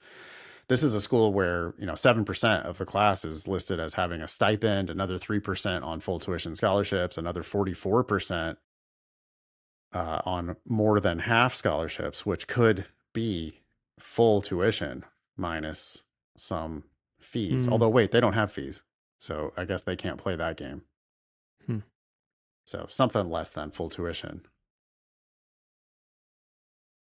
Only 6% of the class is actually paying full price. So they are giving discounts even to Texas residents. Yeah. 65% of their class has to be getting in-state tuition, but only 6% of the class is paying full tuition. So they're discounting even off of that resident rate. It's interesting. Yeah. Okay. Their 50th percentile LSAT is 172. Their 50th percentile GPA is a 3.89. So yeah, I mean, high scores in both numbers. Only 8 transfers in, 7 of which were from other Texas law schools. I mean, yeah, that's not uncommon. Most schools don't transfer that many people in or out, so don't plan on transferring to Texas or out of Texas. Texas has the second lowest nominal tuition rate out of the T20. It's, as we talked about, 56,800. Still really high. Their numbers have gone up as their ranking has gone down. In on the 2018 509 report, they had an LSAT median of 167, GPA median of 3.74. Now they have an LSAT median of 172 and a GPA median of 3.89. So they've fallen in the rankings. Well, only from 15 to 16 over that time. Yeah. But a slight dip in the rankings with a fairly solid increase, 5-point LSAT increase. Dang. And a 0.10 or 0.15 GPA increase over those 8 years. So partially due to grade inflation, partially due to LSAT inflation, partially due to better LSAT prep, more people taking the test more times, schools only caring about the highest score, intense competition in the 170s these days. Yeah. I generally think about UT as being a really good law school. I mean, their numbers are great. 172 and 3.89 medians. Yeah. Yeah, it's great. No joke, right? Half the people there have higher than a 172. Half the people there have higher than a 3.89. Yeah, well, and then also look at this. 55% of the graduates end up at big law firms or federal clerkships. That still Wait, is who a were we little talking to cringe, isn't earlier? it? Yeah, someone was looking at going to GW, which has a 32% placement in either big law or federal clerkships. And they're in the middle of their class. Anyway, even if you go to UT, you only have a 55% chance of getting that high paying job. That is crazy. I mean, so yeah, like think about the people at the bottom. Notice, Ben, the 25th percentile for both LSAT and GPA here falls off pretty significantly, right? Look at 75th percentile LSAT 173, 50th percentile LSAT 172. So 25% of the class has exactly 173. 25th percentile 166. Wow. So a 6-point gap between the median and the 25th percentile, which means, okay, so the what do you call that? The second quartile, or maybe you call it the third quartile. I don't know. In rank order, I guess the first quartile is above, so 173 and above. The second quartile is 172 or 173 exactly. The third quartile has a wide range between 166 and 172. And then the fourth quartile is below 166. Can you imagine being at this school in the fourth quartile LSAT? Can you imagine what that feels like? You're at UT with a 164 or a 162 or a 158. And half of your class has a 172 or higher? half the class has a Yeah, those are the ones 172 or getting the big higher. law jobs. That's the Hell 55% yeah. getting the Hell big law yeah. jobs or clerkships. And then these folks are not. And they're paying for it too. It's just, Yeah. it's gross. It is gross. Why hasn't this system just blown up? Nobody talks That's about it. so freaking wild. We talk It about is it all the crazy. time. We talk about it. Nobody gives a shit about us. I mean, yeah, like again, if anybody at the American Bar Association section on legal education cares about fairness, this system that has evolved is wildly, wildly unfair. You can't allow law schools to use student loan funds to charge people a different price. That's not fair. It's obviously unfair because the people who are least qualified pay the most and they get the worst outcomes coming out of law school. We see it right here. The top half of the class is going into big law and clerkships. The bottom half is paying and not getting those jobs. That's And terrible. of course, there are exceptions. Yes, we know Yes, there of are course. Yeah, exceptions. there's Of the one person course. at the bottom who made it to the top, and the one person at the And top who made it to the bottom. But yeah. But that would be fine if everyone got charged the same price. But the fact then it's like fine, sure. Everybody's paying the same price. You all can come here. You all can you're all spend making the same bet. three years of Yeah. your life. You can all make the same bet. Fairness, justice, access, diversity, all those things. Great. But this system charges the people who have better chances of succeeding less and charges the people who have worse chances of succeeding more. And I'm not talking about a little bit more or a little bit less. I'm talking about a lot. A lot. Yeah, okay. So at Texas, 7% of the class is there on a more than full tuition scholarship, getting paid to go to law school. Yep. 3% are there getting exactly full tuition. 44% are getting something more than 50% off. And so, yeah, add all that up, you get 54% of the class that's And paying less than 55. half price. Yeah. Sorry to cut you off, but it's 55% who have big law or federal clerkships. So it's almost exactly right. Now, Yeah. of course, those don't line up one to one, but law firms ask for LSAT scores in the interview process. Hmm. So you're crazy if you think that the people who are there, again, the median is 172, the 75th percentile is 173 LSAT. And yeah, the the median student here is paying something less than half price or nothing at all, or even getting paid to go to school. The top half of the class is there paying very little and has much better odds. You're crazy. I mean, you just, come on. Like, don't tell me that somebody with a 164 is on equal footing when they're competing for a big law job with somebody who has a 173. They don't. They're not on equal footing in their 1L academic competition. We know that LSAT and GPA predict 1L grades. We know that law firms care about 1L grades when they hire. And sometimes, like now, if they're hiring even before 1L grades come out, they lean heavily on undergraduate LSAT and GPA. Yeah. So how can it be fair, Ben? How can it possibly be fair to charge people different prices? It's like you just know going in that you're a sucker. Well, you pay less for a better product, so it's kind of like paying nothing to take first class versus an astronomical sum to sit at the back next to the toilets. I don't. Yeah, totally. Yeah, what if they charged more for coach Yeah. and charged nothing at all? They paid you to ride in first class. They're like, "Oh, you have higher income? Okay, so we'll make it free for you. And for folks who Yeah. can barely afford this ticket, I'm Yeah. sorry, but we're going to have to charge you more." Yeah, it's crazy.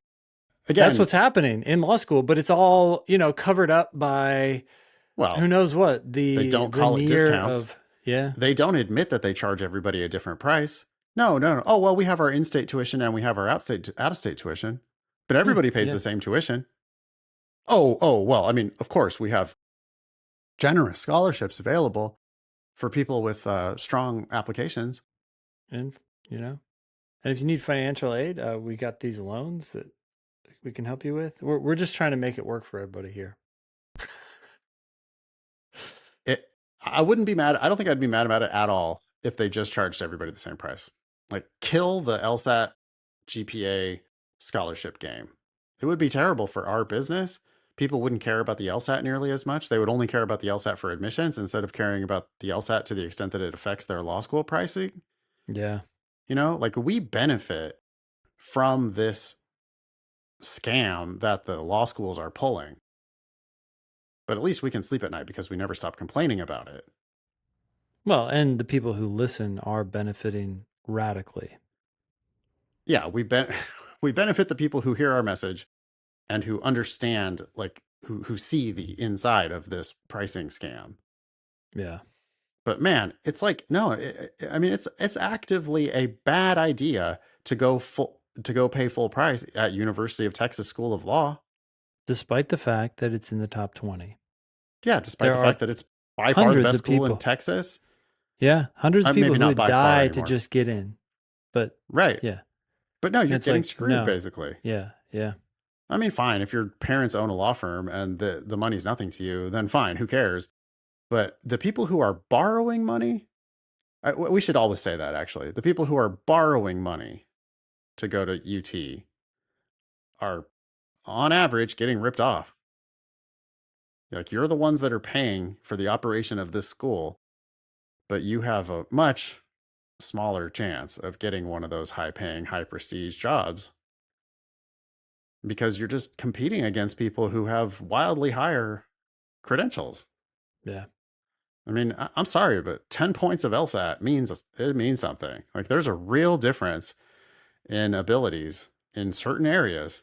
And the test specifically intentionally tests the skills that are going to translate to law school grades and legal job performance. I'm sorry, but the people with a 173 are better readers and writers and common sense logical thinkers than the people who score 164. But then the school charges the people who have 172, 173 less or nothing at all, while also allowing the people with the 164 to borrow six figures to then go compete.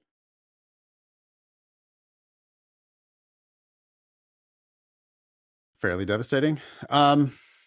Great school if you can get there on a scholarship. Great school if you've got the numbers for it. Yeah. Great pathway into big law and federal clerkships. Again, 41% in law firms of 251 or more, 14% graduates in federal clerkships, which means you could go into big law easily. So 55%, slightly more than half the class is going to have the access to those, like right out of law school, be making $250,000 a year type of money. But the bottom 45% of the class are going to be in a much, much different position, making what, $60,000 a year, $70,000 a year.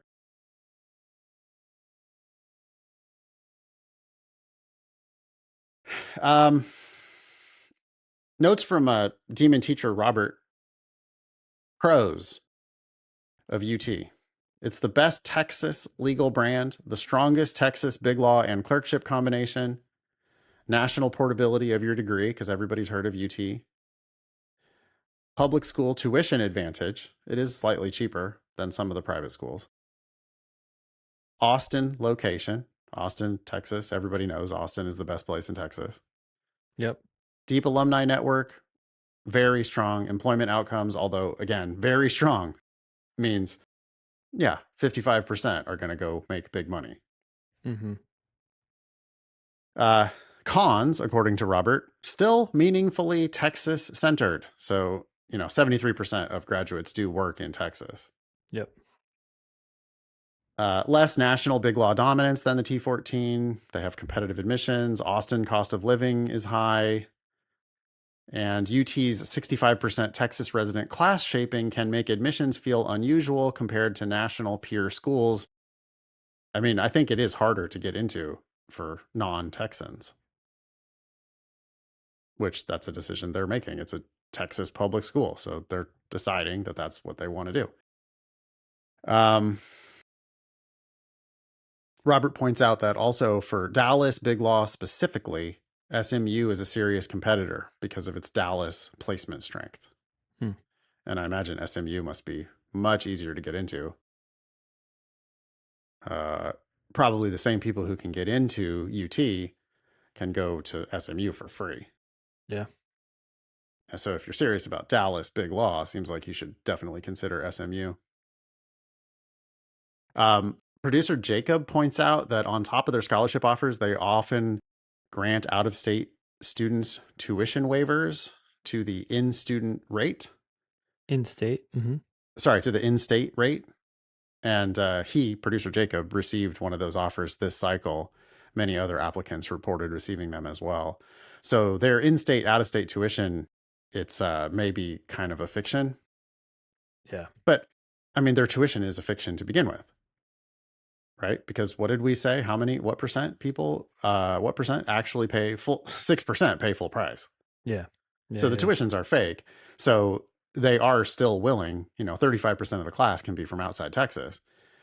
And so they can, in addition to just giving you straight up tuition scholarships, discounts, they can also discount in this way by knocking you down from out of state to in-state. Yeah, it's interesting. So the discount to go from out of state to in-state is about $19,000. It's 18.5. It's weird to me because it seems like, okay, so fundamentally that's just a discount, right? The scholarship is a discount. Saying to a student or an applicant, hey, we're going to charge you in-state rather than out of state, that's just another discount. Yeah. I would think that most applicants would respond more favorably to a merit-based scholarship than simply a reclassification. Sure, but they can call that a merit. They can say whatever they want in their offer letter. It also maybe allows them to report these people as paying full tuition. So now I'm looking at their 509 report and I'm seeing, 6%, you say, paid full tuition? Well, what if they convinced producer Jacob, he's too smart to take the bait, but what if he did take the bait and say, oh, nice, thanks. And they could totally gas him up. Oh, because of your great credentials, you deserve it. You've worked so hard. You've shown such a great promise with your blah, blah, blah. We'd like to offer you in-state tuition instead of out-of-state tuition. And then he pays that and it registers as full tuition. One would think. Yeah, possibly. That's what I was trying to figure out because I know at least the undergrads, I'm not saying at Texas, I'm just saying at undergrad institutions, what they do is when you apply, they try to figure out whether your family is going to be more receptive to a scholarship offer or some sort of financial aid discount. And different families Even though it's differently. basically the same thing. It's the same thing, but they're trying to figure out what is going to be more appealing to you. So I was wondering if they were doing that here, but maybe it's this other motivation. They're just trying to report a different number. And if they can classify you as in-state and then you pay all of that, like you're saying, they can say, oh, he paid full tuition, even though he didn't. They must care if their 509 shows a big 0 on the line that says full tuition. Yep. Yeah. They must hate that. I mean, we made our roll call pages so that we could do like a stark visualization of the financing scam. But it already looks pretty bad when you look at Texas's tuition roll call page and you see only 6% have that frowny face. Red frowny face, 6% paying full tuition. What if that's 1%? Yeah. If it's one person out of 100 paying full price, and if it actually goes to 0% where nobody is paying full tuition, then that's just got to be a terrible fact for them. Well, it makes it then. I mean, it's debatable, right? People could debate whether the nominal tuition is real. When some people are actually paying it, you might say, okay, well, I guess it's real on some level. Someone's paying it. But if no one is paying it, then Yeah. it is entirely fictional. Well, right, because I'm imagining the headlines in the newspapers or Mm-hmm. the magazines or whatever, the commentators, if they ever get attached on that fact, the senators, state senators or whatever, Mm-hmm. I can Mm-hmm. just imagine them banging on the podium Yeah. saying, not one person pays full price Yeah. for this product. Then it becomes very obvious how fake your tuition is. But this is a way for them to give fake tuition and make it look real, Yeah. potentially. Yeah.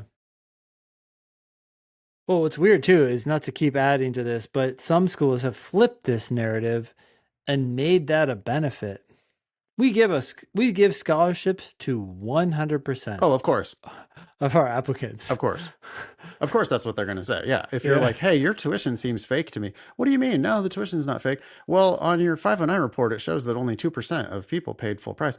Yeah, because we do the best we can to try to find, we try to find generous sources of funding. It's like, no, it's not generous sources of funding. It's entirely fake. All you're doing is discounting.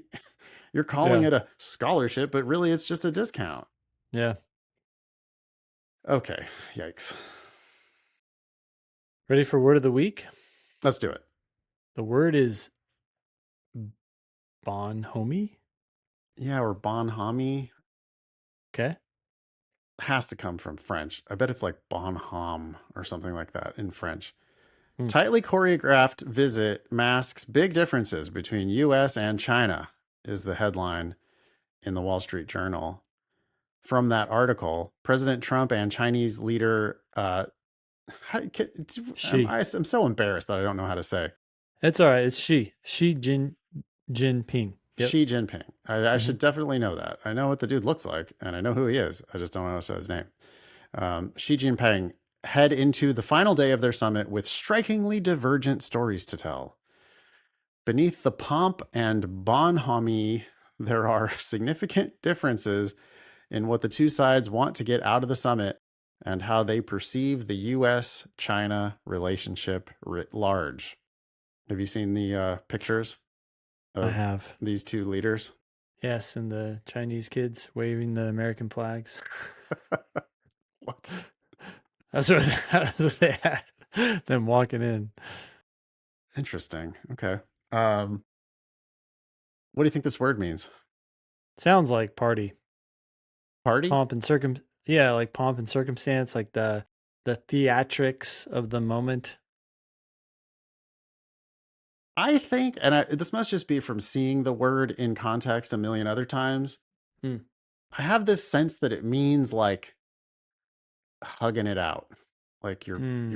you're like pretend friendship Yeah, or like you're jovially shaking hands and yeah. overt signs of friendship, right? And then if you read again this quote here, beneath the pomp and Hmm. bonhomie, there are Mm-hmm. significant differences in what the two sides want to get out of the summit. Mm. So there's all these theatrics, handshakes, arm around, Yeah. the Chinese kids were waving the US flags. We're going to work together. We have bonhomie. All right, let's look it up. Oh, bonhomie. Bonhomie is the Bonhomie. pronunciation on Okay. at least when you have it pronounce it out loud. Hmm. Bonhomie. Good-natured, easy good-natured, easy friendliness.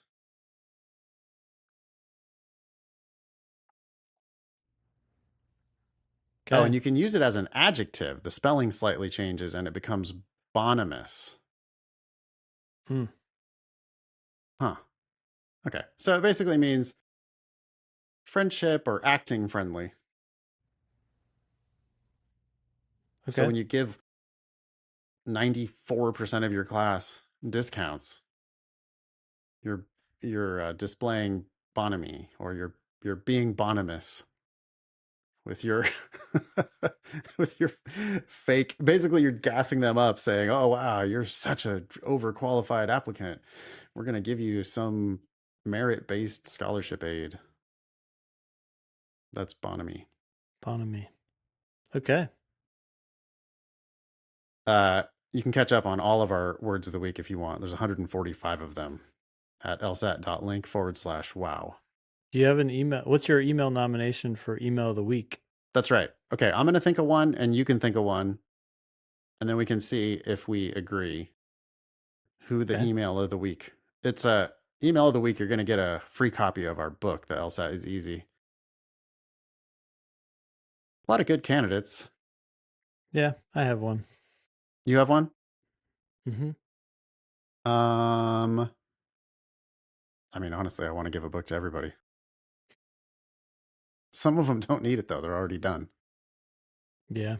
All right, who's your candidate? I'm gonna go with Liz. Uh-huh. Liz was the old person asking Mhm. her question about the about her personal statement. Yep. Yeah. I think she's got her act together, knows what she's doing. Congrats. Okay, I'm going to say D, who is our first correspondent today, Hmm.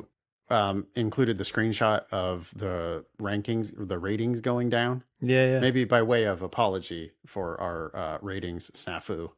Sounds And good. as a reminder to just keep going and focus on the things that really matter. Just keep grinding it out. You can ignore those ratings and just chalk it up to a software glitch, and don't worry about it. Producer Jacob will reach out to both of those people and offer a copy of our book, The LSAT is Easy. You can be LSAT famous by asking us questions or sharing news with us on our website, thinkinglsat.com, or on the socials at LSAT Demon. If you have thoughts about the episode, please head over to r/LSAT Demon on Reddit and share them. We've got a weekly podcast discussion thread, again, r/LSAT Demon on Reddit. If you'd like to talk about the episode, if you have questions about the LSAT Demon, you can email the best customer service team in the world. That's help@lsatdemon.com. Please check out our other podcast, LSAT Demon Daily. That was episode 560 of the Thinking LSAT podcast. Thanks all y'all for listening. Nice knowing you. Don't pay for law school.